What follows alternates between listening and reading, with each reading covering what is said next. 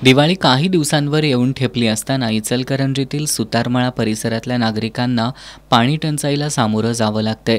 याबाबत नागरिकांनी महापालिकेकडे तक्रारी दाखल केल्या होत्या, पण याची अद्याप दखल घेण्यात आलेली नाही। या परिसरात आठवड्यातून फक्त एकदाच पाणी पुरवठा होत असून तोही अत्यंत कमी दाबानं होतोय, त्यामुळे दैनंदिन जीवन विस्कळीत झालंय। या पाणी टंचाईवर तातडीनं उपाययोजना करण्यात यावी या मागणीसाठी परिसरातील महिलांनी आज इचलकरंजी महानगरपालिका आयुक्त पल्लवी पाटील यांची भेट घेऊन त्यांना निवेदन सादर केलं।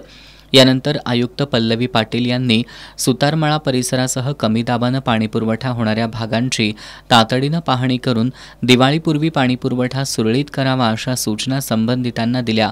त्याचबरोबर परिसरातील बंद अवस्थेतील कूपनलिका दिवाळीनंतर दुरुस्त करण्याचं आश्वासन आयुक्तांनी दिलं।